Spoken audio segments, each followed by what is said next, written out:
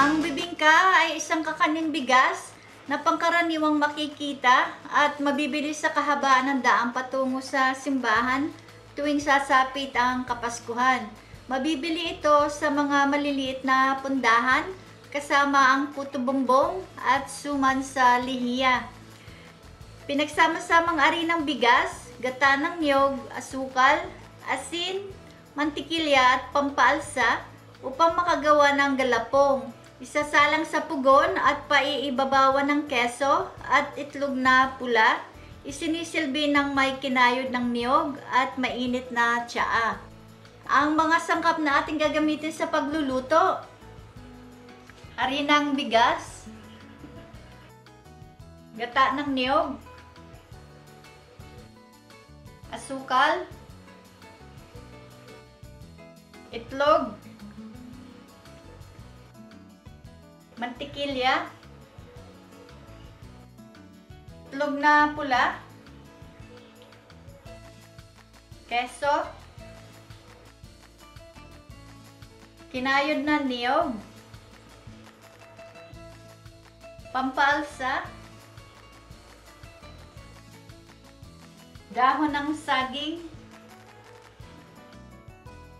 at asin. Matapos maisalab ang dahon ng saging, ilapat sa hulmahan at guntingin ang paligid.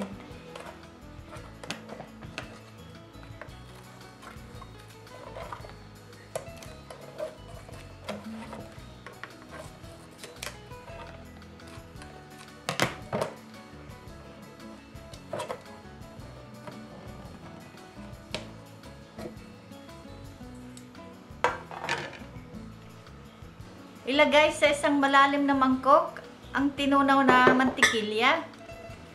Isunod ang asukal at haluing mabuti.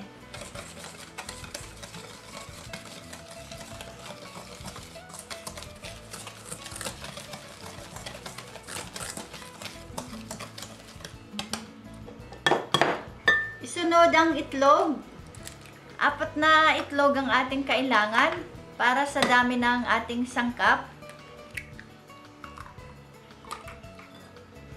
At patuloy na pagbati ang gawin hanggang sa magsama-sama ang mga sangkap.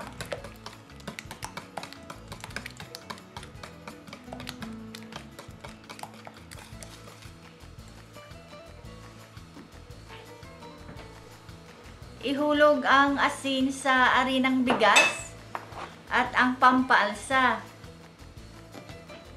Haluing mabuti upang magsama-sama ang mga tiyong sangkap. Maaari salain ng mga sangkap upang mapabilis ang proseso.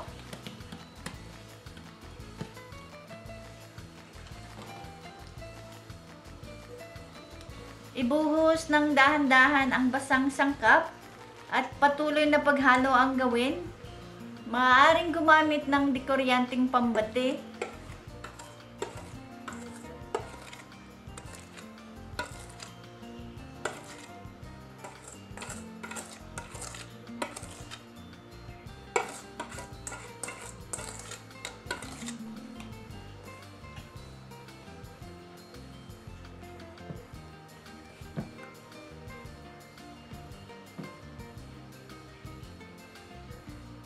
Ibuhos naman ang gata ng niyog. Haluing mabuti. Siguruhin walang namumuong arina sa ating galapong.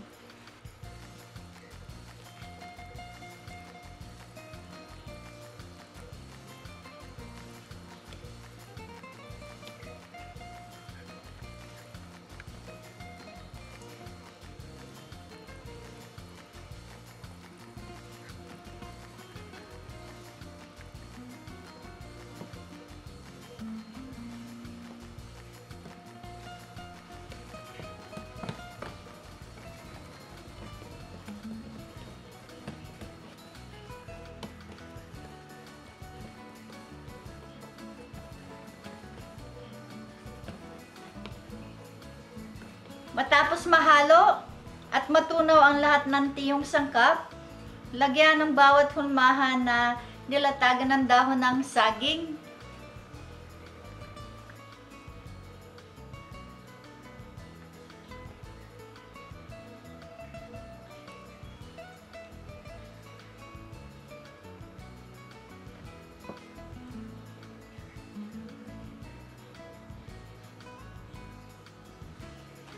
Isalang sa hurno na pinainit ng 350 Fahrenheit. Kung malapit ng mainin o sa kalahatian ng pagluluto, ilabas ito sa hurno.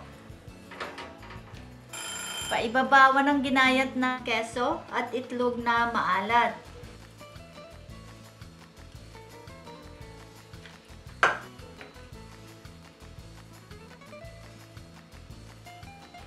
Muling isalang sa hurno hanggang sa maluto. Gumamit ng toothpick. Tusukin ang bibingka kung wala nang sumasamang basang galapong. Maaari na nating pahiran ng mantikilya ang ibabaw. Kung nais, tunawin muna ang mantikilya at ipahid gamit ang brush. At budbura ng asukal.